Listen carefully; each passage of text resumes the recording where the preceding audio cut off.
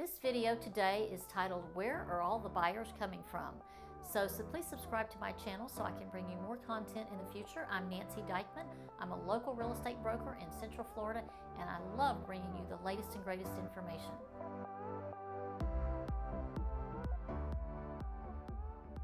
Who's buying up all these houses? They're flying off the shelves. They're still flying off the shelves, especially in our area in Florida. It's still an amazing market for sellers. So who's buying up all these houses? Where are these people coming from?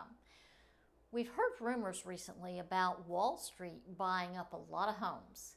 And actually, they did just Fundrise bought a subdivision in Conroe, Texas, an entire 124 unit subdivision from D.R. Horton. They paid way above the asking price, and I think that's what's generating a lot of these rumors right now. So we have videos that say corporate America is going to own homes, or we're going to have a complete rental market, and phrases like that. The truth is that did just happen, I think in June of this year. But the other Wall Street investors of single family homes actually came from a different place. Blackrock just made a purchase of about 17,000 homes for $6 billion that they purchased from Home Partners of America. Home Partners of America did most of their purchases when the market crashed and when the market was at its bottom. So back then, owner-occupants weren't able to buy homes. People were out of jobs and for all kinds of other reasons, and people were losing their homes. American people who wanted to buy homes weren't buying them back then. These large companies were scooping up foreclosures and short sales off the market. And recently, Blackstone bought Home Partners of America. So that was a purchase that was already rental homes. They weren't taking homes from people who wanted to purchase homes now.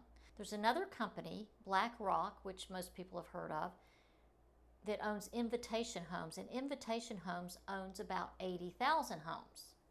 And Invitation Homes is also, they have quite a few in Florida.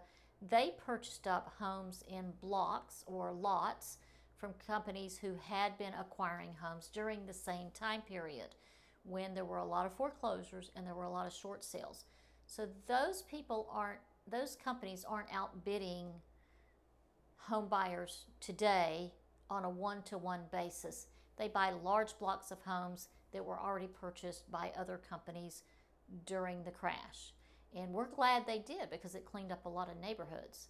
So those are the companies now. My concern is now, though, that if one company bought an entire subdivision of new homes, which was only 124, not a large number, are they going to be doing more of that? Because they have plenty of money to invest, and that could start a new trend where they're just buying from NAR and buying from D.R. Horton and buying from the largest home builders in America, which would put people who want to buy their individual home out of the market because they can pay more and they always pay cash.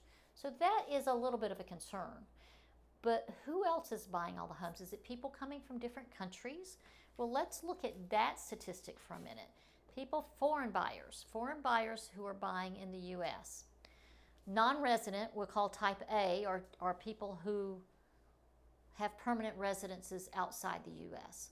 So they're buying a small portion of homes. And then there's resident foreigners, recent immigrants or non-immigrant workers who have jobs or reside here for education or other reasons.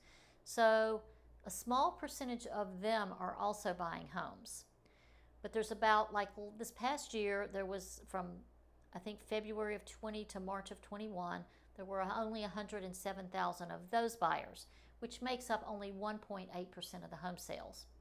So right now, existing home sales are like 5.8 million. So that's a very, very small percentage of the buyers also. So if it's not people from out of country, if it's not the large corporations and saying that we're going to be a rental nation, because that's also a very small portion, then who is it? Well, National Association of Realtors has done a huge 143-page report, which, by the way, I've got linked below if you want to take the time to read it.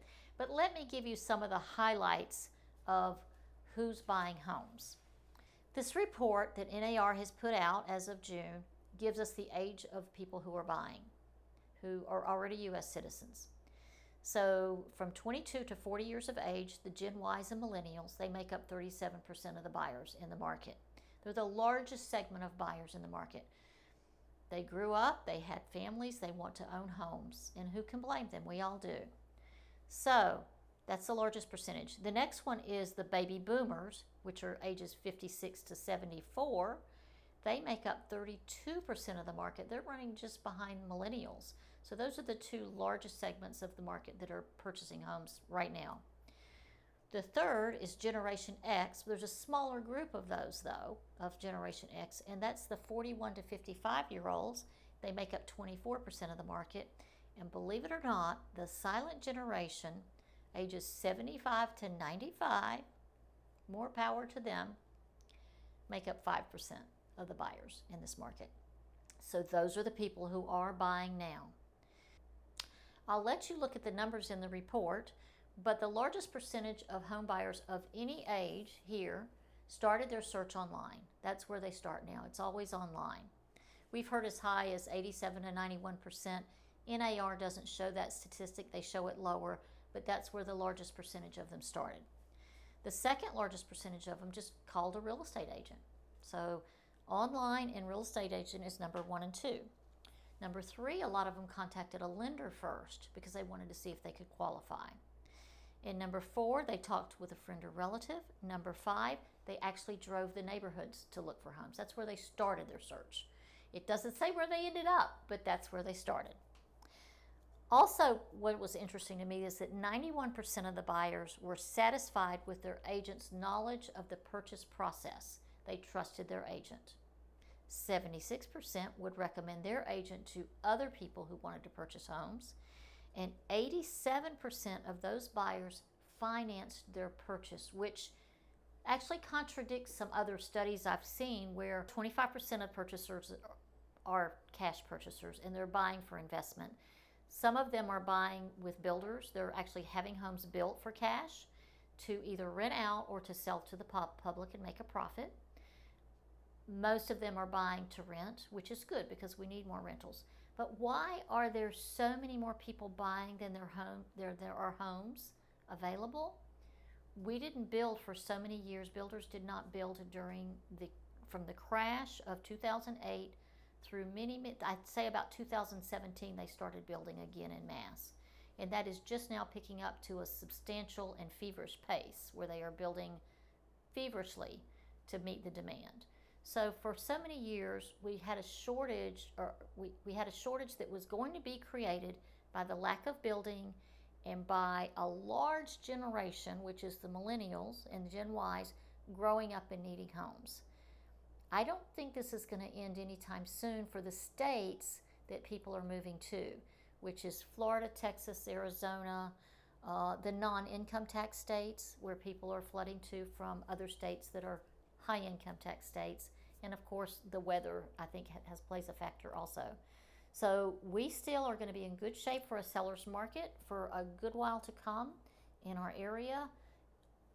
And if you want to sell, it's a good time to sell. If you want to buy, it's a great time to buy. The interest rates have actually dropped a little over the last few weeks, so you can buy at a bargain even though you're paying a premium for your house and get a low payment, or you can sell and get top dollar for your home. Either way is okay. I have a video here that explains why we're not going to have a foreclosure crisis if you'd like to visit that. And please subscribe to my channel so I can put out more content that you will find beneficial. Thank you and have a great day.